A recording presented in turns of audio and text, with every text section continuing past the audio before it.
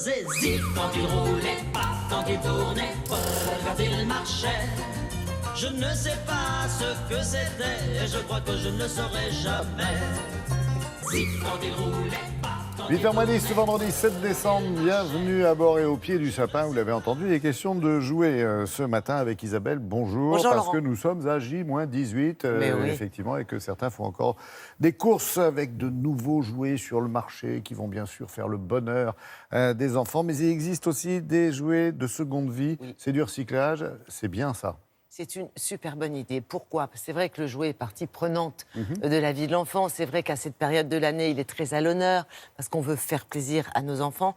Seulement, il s'avère que les chiffres sont là. Et dans la réalité, eh bien, la durée de vie d'un jouet est assez courte puisque l'enfant grandit rapidement.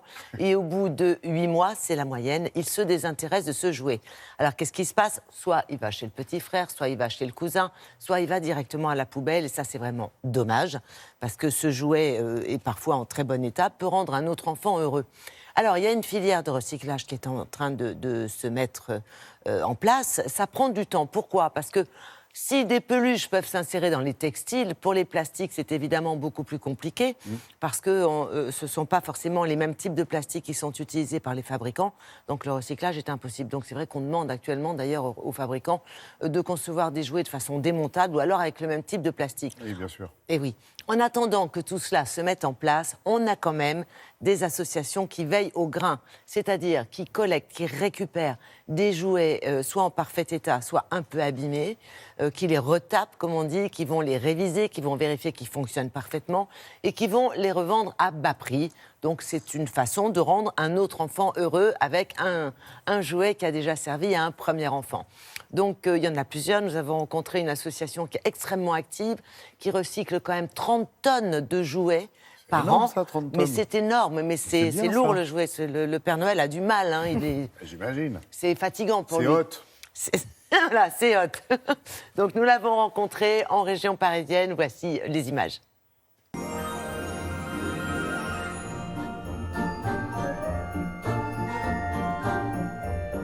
Tous les jeux que l'on récupère, ce sont des dons qui nous viennent de particuliers et d'entreprises. Le jouet, il nous arrive en bas sur l'espace de stockage. Là, il va être trié en fonction de l'état du jeu. On va vérifier qu'il est en bon état, pas déchiré, pas cassé, etc. puisqu'on ne va pas faire de réparation. Puis, on va le trier aussi en fonction du type de jouet, sa catégorie. Est-ce que c'est une peluche? Est-ce que c'est un jeu de premier âge, un jeu de société? Et puis, dans un deuxième temps, là, on va vérifier s'il est complet, s'il fonctionne parfaitement. Et puis, s'il est incomplet, le compléter. Enfin, le nettoyer, un nettoyage écologique, donc avec de l'eau, du bicarbonate, du vinaigre blanc. Ce sera à la main ou en machine. Il sera ensuite recontrôlé et enfin envoyé en boutique pour être vendu à petit prix. En moyenne, le jeu est vendu à 5 €. Ici, c'est un chantier d'insertion. On accueille des personnes qui vont être là sur une période donnée, accompagnées pour découvrir une activité d'économie circulaire, mais surtout être accompagnées sur la levée des freins à l'emploi pour eux. Et on va les accompagner vers un emploi durable, vers une formation qualifiante avec des encadrants qui sont là pour les aider à découvrir toutes ces activités. On porte une double mission sociale et environnementale.